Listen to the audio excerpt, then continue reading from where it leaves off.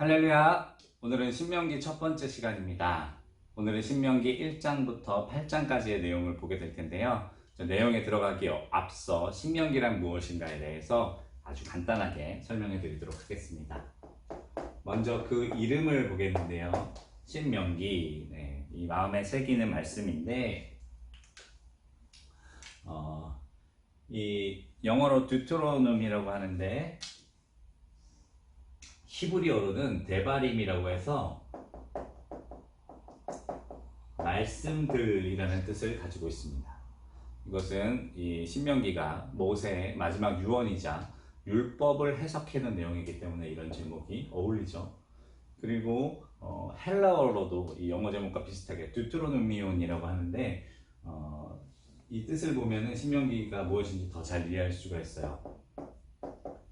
두 번째 율법이라는 뜻을 가지고 있습니다. 자, 첫 번째 율법은 이스라엘 백성들이 어디서 받았죠? 네, 시내산에서 받았죠. 첫 번째 율법은 이스라엘 백성들이 이제 이집트를 탈출해서 여기 이집트를 탈출해서 약속의 땅 가나안 이 지역으로 바로 가지 않고 이 아래에 있는 시내산, 다른 말로 호렙이라고도 하죠. 오늘 말씀은 호렙이라고 나오죠. 이곳에서 하나님의 율법과 그리고 성막을 받게 되잖아요. 바로 이때 받았던 것이 첫 번째 율법이라면 이제 그들이 여기서 쭉 올라가서 이 가데스라는 지역을 도착했다가 또 다시 쭉 돌아서 여기 있는 모압 평지, 지금 이제 모세가 신명기를 말하는 장소인데 이 모압 평지, 이게 가나안입니다. 요 모압 평지에 도착해서 두 번째로 이 율법을 다시 설명해 주었다. 그 내용이 신명기다 라고 이해하시면 됩니다. 그럼 생각해 봅시다. 왜 모세는 여기서 받은 말씀을 또 여기서 한 번 더 설명해야 했을까? 그 이유는 바로 38년이라는 시간 때문입니다. 잘 아는 것처럼 하나님께서는 이 시내산에서 율법과 성막을 받고 가데스, 여기가 가데스 바네아 지역인데 가데스에 도착한 이스라엘 백성들이 바로 가나안을 정복하도록 보내려고 하셨어요. 그 전에 정탐을 보내셨죠. 12명의 지도자를 뽑아서 각 지파의 대표들이 이곳을 정탐하러 갔다 왔는데 그들의 정탐 결과가 어땠습니까? 여호수아 갈렙을 제외하고 악한 도구를 했죠. 그래서 이스라엘 백성들의 마음이 다 무너지고 하나님께 반역하여 이집트로 다시 돌아가려고 했습니다. 그때 하나님께서 엄청나게 분노하시고 그들에게 이제 벌을 내리셨는데 그 벌이 바로 40년 동안 이 광야에서 방황하도록 하신 것이었어요. 정확히 말하면 38년의 시간입니다. 그런데 이 38년 정도의 시간을 이 가데스에서 보내고 난 다음에, 그러니까 하나님께 불순종했던 1세대들은 다 죽고 이제 그때 당시에 어렸던 또 혹은 아직 태어나지도 않았던 그 젊은 세대들이 성장한 다음에 하나님께서 여기서 다시 숫자를 계수하시고 가나안 지역으로 이렇게 돌려보내셨단 말이에요. 그러니 그들에게 38년 전에 받았던 율법에 대해서 모세는 다시 한번 정확하게 설명할 필요가 있었던 거예요. 물론 부모님들에게 이렇게 구전으로 전해 들었겠지만 또 중간중간 모세나 영적 지도자들을 통해 들었겠지만 그들에게 율법이란 무엇인가에 대해서 정확하게 한 번 더 설명해 줄 필요가 있는 겁니다. 그리고 우리가 민수기에서 공부한 것처럼 모세는 이 가나안 동편으로 서편으로 들어갈 수 있습니까? 없습니까? 네, 못 들어가죠. 그러니 모세는 더 간절하게 이제 나 없이 이곳에서 하나님의 말씀대로 살아야 할 젊은 세대들에게 하나님의 말씀, 율법을 설명해 줄 필요가 있었던 겁니다. 그래서 이 신명기가 이 헬라어로 듀트로노미온 두 번째 율법, 또 히브리어로는 말씀들이라는 제목을 가지게 됩니다. 1장 내용을 한번 보도록 하겠습니다. 1장에 보면 1절부터 4절까지 이것을 이제 전문이라고 말하는데 모세가 어디에서 이 말씀을 했는지, 모압 평지죠. 그리고 어느 때에 이 말씀을 했는지에 대해서 설명하고 있습니다. 어느 때냐면 이스라엘 백성들이 여기서 도합 40년의 세월을 보내고 이제 하나님의 말씀대로 이쪽 여기 있는 뭡니까 에돔과 그리고 모압 거기를 치지 못하고 이렇게 돌아온 다음에 그 다음에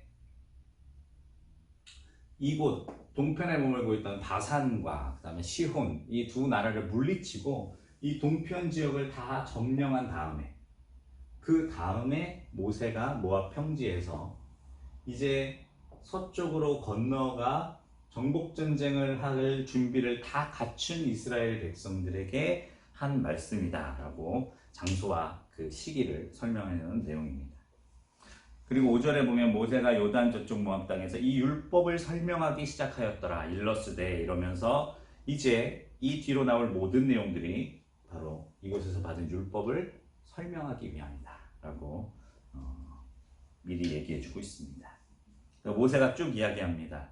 하나님께서 이 땅을 너희 조상들에게 약속해 주셨다. 너의 민족의 출발이라 할 수 있는 아브라함과 그의 아들 이삭과 야곱, 또 너희 후손들에게 원래부터 약속해 주셨다.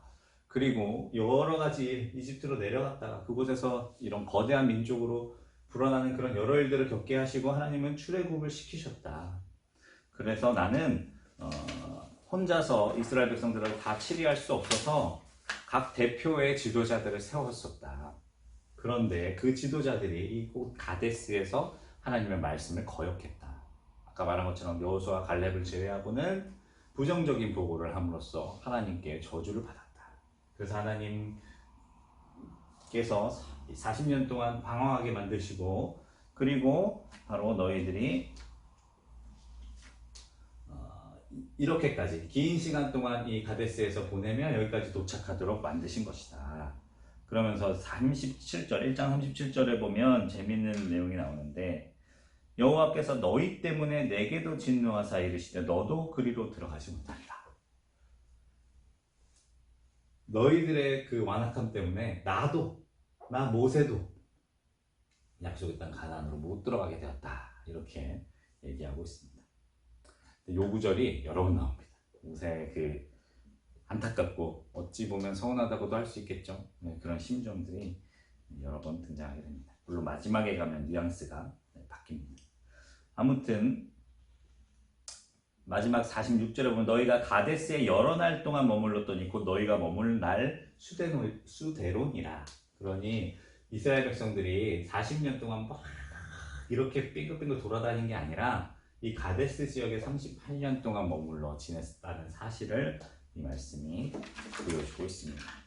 여기 보면 너희가 가데스에서 여러 날 동안 머물렀나니 라고 되어 있는데 이것을 이 다른 번역으로 보면 우리가 가데스에 머무르며 그렇게 많은 날을 보내고 난 뒤에 38년의 시간을 말하는 거죠. 이렇게 번역이 되어 있는 것을 볼 수 있습니다. 그리고 2장으로 넘어가면 이제 이스라엘 백성들의 진행 방향이 어땠는지에 대해서 지명을 하나씩 써가면서 설명해 줍니다. 요 루트대로입니다.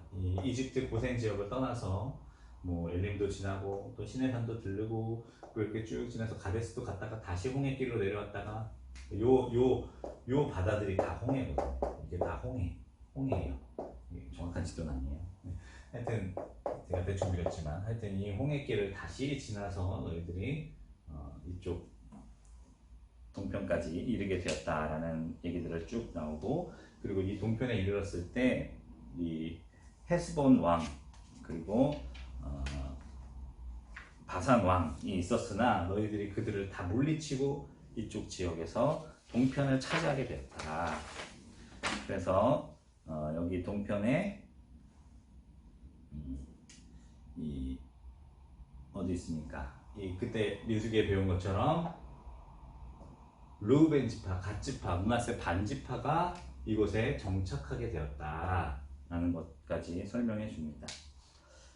그런데 이제 또 3장 후반에 보면 이제 모세의 아쉬움이 또 나타나죠. 이 23절부터 쭉 나오는데 내가 하나님께 간구했다. 하나님 정말 위대하신 분이니 제발 저를 여기로 들여보내십시오. 약속의 땅을 들어갈 수 있게 해주십시오. 간구했더니 하나님께서 뭐라고 그러셨느냐. 진노하시면서 그만해도 족하니 이 일로 다시 말하지 말라. 이렇게 말씀하셨다. 네.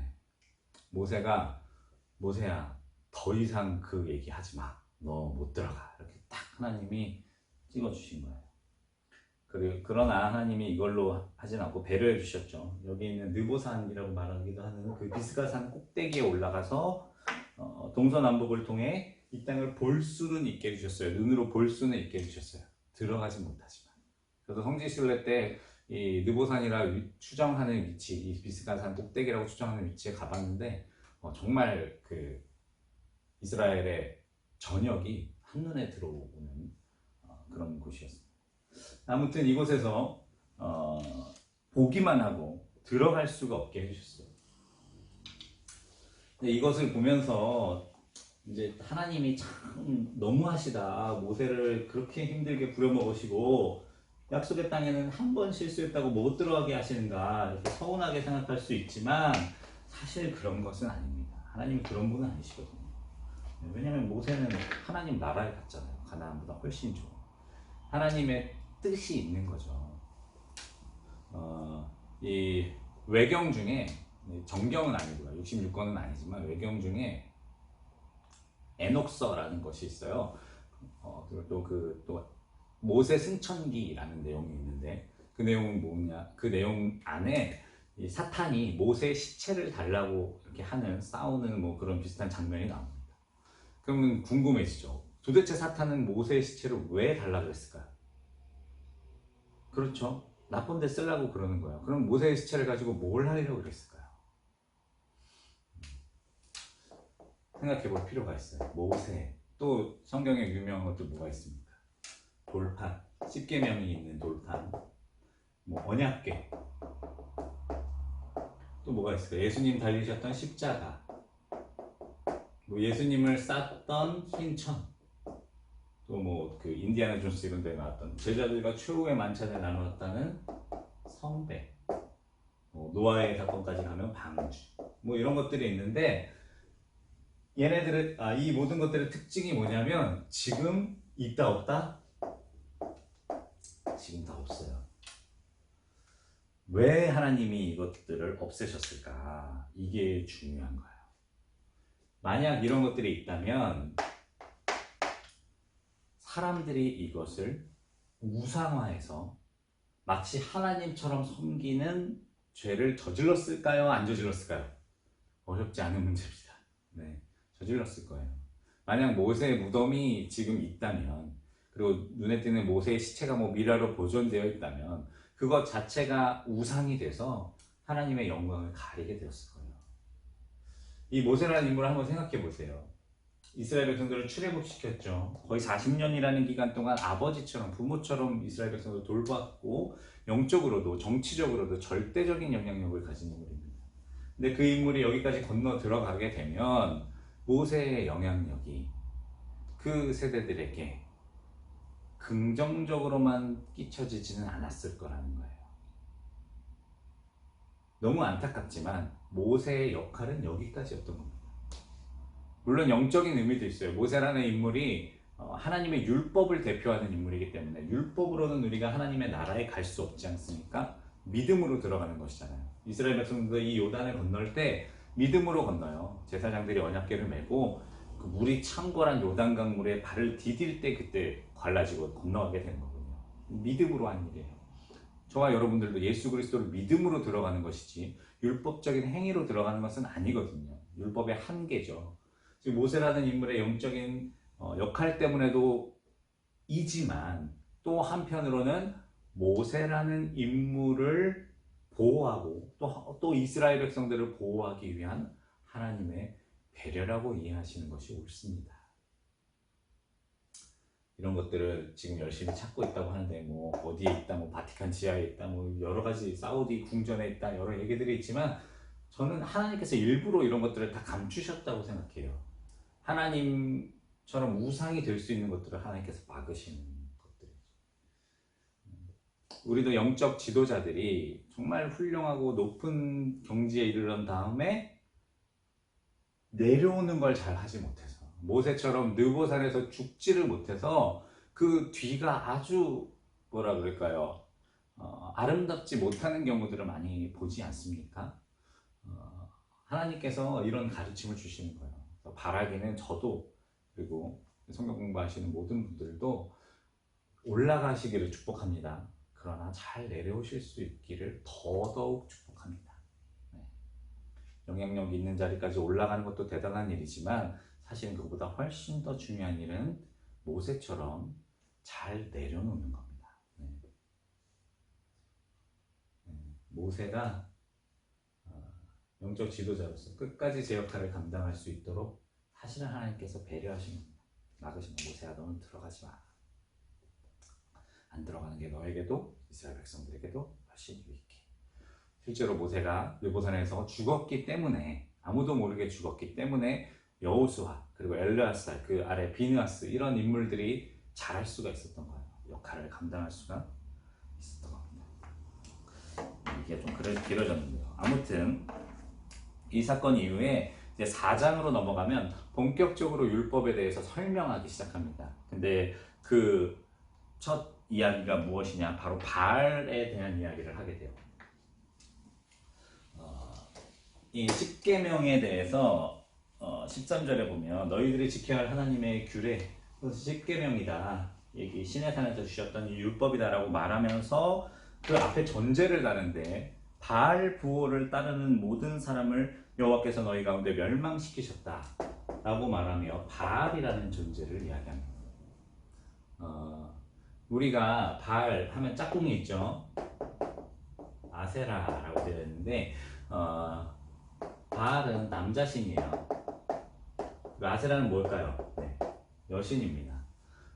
잠깐 말씀드렸지만 이 둘은 단순히 뭐 고대 근동 지역에 있는 여러 잡신들 중에 하나라고 생각하시면 안 됩니다. 이것은 이 창세기에 아담과 하와가 선악과를 따먹게 되는, 그 범죄하여 하나님 앞에 이 죄로 인하여 죽게 되는, 이 열매를 먹게 되는 그 직전에 뱀이 어떻게 꼬셨는지를 우리가 기억해야 돼요. 뱀이 뭐라 그랬습니까? 너희가 이 선악과를 먹으면 누구처럼 되리라? 하나님처럼 되리라. 이것이 사실은 뱀이 인간을 꼬신 것이었고, 그리고 아담과 하와가 이것에 넘어간 것. 너희가 하나님처럼. 그 결과가 무엇입니까? 남자는 남신으로, 여자는 여신으로 하나님의 자리를 빼앗게 되는 거죠. 그러니까 이것이 창세부터 현대까지 이어지는 어떻게 보면 이 우상의 근원들을 말하는 거다라고 말할 수가 있어요. 이 율법이라는 건 결국 무엇입니까? 바로 하나님처럼 되리라 라고 유혹하는 이 근원적인 죄와 싸우는 일이기도 한 거죠. 그래서 이 율법을 설명함에 있어 서두에 바알에 대한 이야기가 나옵니다. 우상숭배하지 마라, 이것이죠. 그러면서 이제 뒤로 이제 4장 뒷부분으로 넘어가면 이런 바알과 아세라를 섬기지도 말아야 하지만, 또 하나 하나님을 빗댄 어떤 형상도 만들지 말아야 할 것에 대해 명하고 있어요. 그러니까 다른 바알과 아세라는 하나님이 아닌 다른 신이라면, 우상이라는 것은 이제 뒤에 십계명 설명할 때도 나오겠지만 하나님의 형상을 빗댄 어떤 것이에요. 이 차이를 잘 기억하십시오. 그런 것들을 만들어, 그러니까 가공한 하나님을 만들어내기 시작하면 너희들은 멸망할 것이다 라고 경고하는 내용이죠. 그러나 이 경고에도 불구하고 29절부터 31절까지의 내용을 보면 하나님의 진짜 속내가 무엇인지에 대해서 모세가 설명해 줍니다. 그러나 너희들이 만약에 이런 죄악을 저질러서 하나님께 버림받을 위기에 처해진다 할지라도, 29절에 그러나 내가 거기서, 4장 29절입니다. 내 하나님 여호와를 찾게 되면 마음을 다하고 뜻을 다해서 그를 찾으면 하나님께서 너희를 만나 주실 것이고, 그리고 너희가 내 하나님 여호와께로 돌아가면 하나님은 31절에 자비하신 하나님이라 너희를 버리지 않으시고 멸하지 아니하시며 내 조상들에게 맹세하신 언약을 잊지 아니하시리라 라고 말하는 거예요. 아브라함과 하나님과의 언약 기억나시죠? 그 쪼개고기 사이를 통과하는 일 기억나시잖아요. 하나님께서 너희들이 혹시라도 범죄하게 되면 하나님께로 범죄하게 됐을 때 돌이키면 하나님께서 부모와 같은 이 넓은 마음과 사랑으로 너희들을 용서해 주시고 너희 조상들과의 언약을 기억하셔서 너희를 회복시키실 것이다. 하나님은 이런 자비로운 하나님이시다 라는 것을 이스라엘 백성들에게 이야기해 줍니다. 이스라엘 백성들이 이 율법을 기억할 동안은 잘 살았어요. 잠깐 위기가 처하다가도 다시 하나님께 부르짖으면 하나님의 구원을 받고 이런 일들이 반복되었죠. 그러면서 이제 얘기합니다. 너희들과 같은 특별한 은혜를 받은 민족이 어디 있었느냐. 이 이집트를 탈출하는 사건, 그 10가지 재앙, 그리고 그 이후로도 있었던 홍해가 갈라지는 사건, 또 그동안 만나와 메추라기로 먹이시는 일, 구름기둥과 불기둥으로 이 사막 한가운데, 이 광야 한가운데서 보호하신 일, 이런 은혜를 받은 민족이 어디 있느냐. 너희들이 받은 은혜가 얼마나 특별하냐라는 것에 대해서 모세가 이야기하고 있습니다. 그리고 이제 이 요단 동쪽, 그러니까 이쪽 지역이죠. 아직 이게 요단강인데요. 이 요단강을 건너기 전 이쪽 지역의 도피성들에 대해서 얘기하고, 도피성은 민수기 때 제가 설명드렸죠. 그리고 동쪽 영토들이 어땠는지에 대해서 정리를 하면서 마칩니다. 그리고 이제 5장으로 넘어가면 여기까지 어떻게 보면 서론이고요. 5장부터 본격적으로 율법에 대해서 설명하기 시작하는데 그 출발은 뭘까요? 당연히 시내산에서 받았던 십계명입니다. 십계명. 십계명은 이제 중요한 거니까 자세히 설명할 텐데, 우리가 이렇게 흔히 구분해요. 하나님께로부터 그러니까 하나님께 지켜야 될 4가지 계명이 있고 사람과 사람 사이에 지켜야 될 6가지 계명이 있다. 그래서 십계명이다 이렇게 이야기하는데 한번 정리해 보도록 하겠습니다. 첫 번째 계명 무엇입니까? 나 외에 다른 신은 안 된다. 이건 어렵지 않게 이해하실 수 있죠. 앞서 바알과 아세라에 대해서 이야기했죠. 그 다음에 두 번째 보면 우상을 만들어서는 안 된다. 근데 여기 8절의 내용인데, 너는 자기를 위하여 새긴 우상을 만들지 말고 라고 되어 있는데, 이걸 세번역으로 봐야 더 이 원래 뜻에 가깝습니다. 세번역은 뭐라고 되어 있냐면 자기를 위하여 라는 부분을 예배하려고 라고 설명하고 있어요. 예배하려고 우상을 만들지 마라. 이해가 가시나요? 네. 하나님께서 그때도 말씀드렸잖아요. 하나님의 형상을 빗댄 어떠한 것도 만들지 마라. 이곳에서 있었던 금송아지 사건 기억나시나요? 모세가 하나님의 율법을 받으러 40일 동안 이 산꼭대기에 올라갔을 때 아래에 있던 이스라엘 백성들이 하나님의 형상을 빗댄 금송아지를 만들어서 우상 숭배를 했어요. 그러니까 바알이나 아세라, 밀곰 이런 다른 신을 섬긴 게 아니라 여호와 하나님이라고 말하면서 황금소를 만들었던 거예요. 그리고 거기에 제사했던 거예요. 이것을 하나님께서 말씀하시는 것이 이 우상입니다. 이 우상을 만들지 마라. 하나님께 드리는 제단도요, 절대로 그 정으로 쪼갠 돌을 사용할 수가 없었습니다. 왜냐하면 이 정이라는 것은 그 돌에다가 이렇게 대서 쪼개는 순간 쪼개는 사람의 의도가 담겨지게 되잖아요. 하나님은 그런 분이 아니시라는 거예요. 하나님은 I am who I am. 나는 나다. 하나님은 절대적인 분이시고 감히 인간이 가공하거나 마음대로 다룰 수 있는 분이 아니라는 거예요.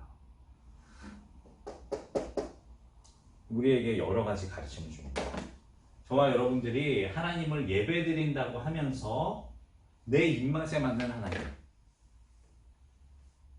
또 우리 집단에 맞는 하나님, 이런 것들을 가공해 만들어내면 큰일 나는 겁니다. 이 계명을 어기는 일이 되는 거예요. 하나님은 하나님이십니다. 이 말씀에 드러나신 하나님을 잘 공부하시고 하나님을 하나님 되게 하실 수 있기를 바라요. 그리고 세 번째로 뭐라고 하셨습니까?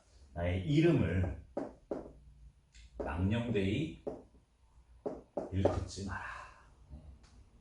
이것은 단순히 하나님의 이름을 도용하여 악한 일을 하지 말라라는 차원을 넘어서서 그때도 잠깐 출애굽기에 있어서도 설명해드렸지만 이사야서 43장 7절에 보면 하나님께서 내 이름으로 불려지는 자들을 내게 오게 하라 이런 말씀을 하시거든요. 그러니까 저와 여러분들이 하나님의 이름으로 불려진다는 겁니다. 지금도 그래요. 그리스도인이라는 이름을 우리가 가지고 있습니다.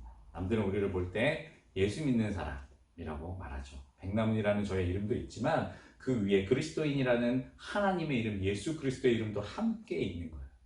그러니 제가 엉망진창으로 살면 백남훈이라는 이름만 망령되이 일컬음을 받는 것이 아니라 누구도 하나님도 같이 그렇게 되는 거죠. 이건 어떻게 보면 우리의 예배에 대한 말씀이라면 이것은 우리의 삶에 대한 지침입니다. 거룩한 삶, 하나님의 이름에 합당한 삶을 살아가야 하는 것입니다. 그러면서 네 번째 무엇을 말씀하십니까? 안식일을 거룩하게 지키라.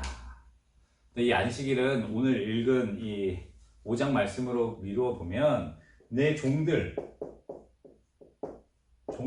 가축들, 너의 영향력 아래, 너의 보호 아래 있는 이들이 쉴 수 있도록 해야 된다. 주인은 돈 벌고 싶죠. 안 쉬고 싶죠. 네, 더 많이 거두고 싶죠. 그러나 그 욕심을 거두고 그 욕심을 멈추고 내 아래에 있는 사람들이 쉴 수 있도록 하라는 것이 안식일의 중요한 뜻 중에 하나였고요. 또 하나는 무엇이냐? 너의 안정감 혹은 물질이라고 하겠습니다.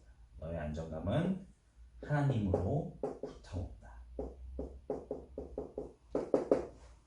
이것을 가르쳐 주시기면 사실 이게 더 중요한 의미죠. 안식일이라는 것은 하루 일하지 않는 것입니다. 이제 그 뒤에 가면 안식년이라는 것도 나오죠. 그것은 1년을 일하지 않는 거예요. 그 희년이 되면 어떻게 됩니까? 2년을 일하지 않아야 돼요. 3년치 먹을 것을 하나님께서 주실 것이라는 믿음을 가지고 있어요. 이것은 세상 사람들이 할 수 없는 겁니다, 여러분.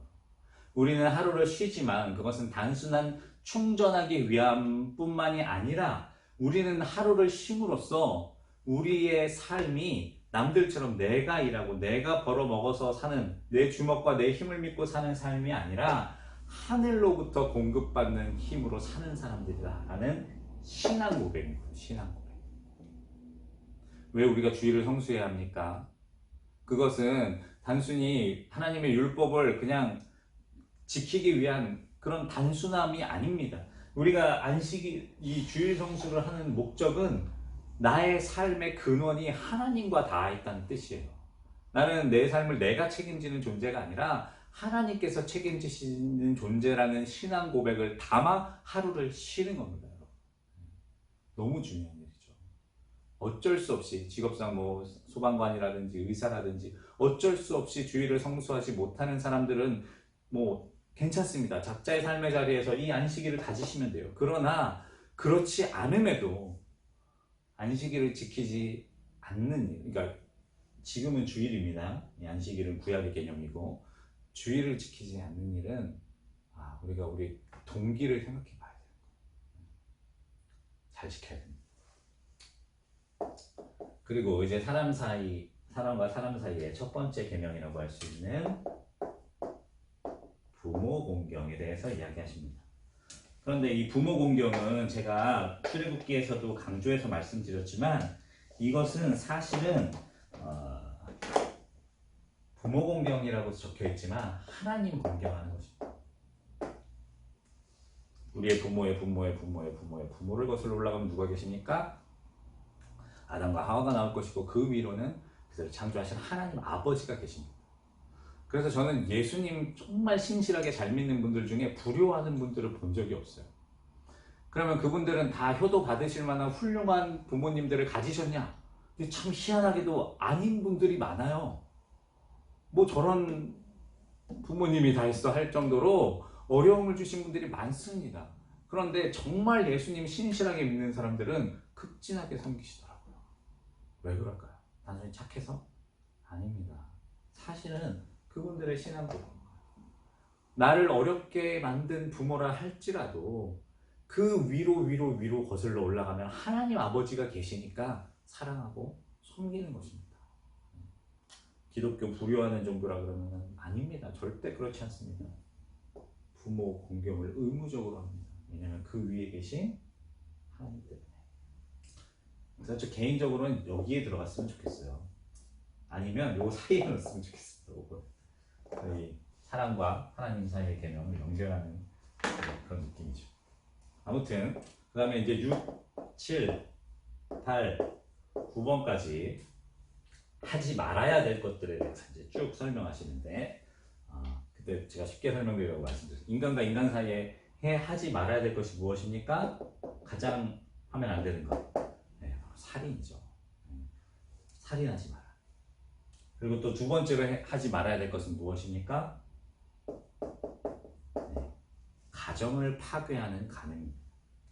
하나님께서 만드신 공동체가 두 개라고 말씀드렸어요. 하나는 가정이고 그리고 또 하나는 교회인데요. 가정이 먼저 있었습니다.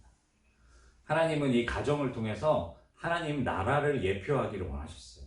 그런데 악한 시대일수록 이 가정이 깨지고 파괴되어 있습니다. 그리고 그 가정 파괴의 주범이 바로 간음입니다. 이 자신의 아내, 자기의 배우자를 만족하지 못하고 자기 욕망대로 살아가기 시작할 때 이 가정이 깨지고 그 자녀들이 깨지고 그 사회가 깨지는 거예요. 하나님께서 이것을 엄히 막으시죠. 레위기에 보면 이거에 관련된 율법들이 얼마나 많습니까? 그거에 다 가정을 보호하기 위한 율법들이에요. 그리고 두 번째로 물질적인 해를 직접적인 물질적인 해를 끼치는 도둑질하지 마라. 그리고 그 아래로는 직간접적인 피해를 끼치는 거짓 증언이라고 되는데 쉽게 거짓말하지 마라라고 말할 수 있습니다. 그리고 마지막으로 이 모든 것들을 하게 하는 그 원인에 대해서 정리해 주시는데 바로 탐심을 갖지 마라라고 결론을 내려주시죠. 이것들은 너무 당연한 것들이기 때문에 보면 설명이 짧아요. 구체적으로 내용이 나오지 않습니다. 그러나 탐심에 대해서는 또 길게 말씀하셔요.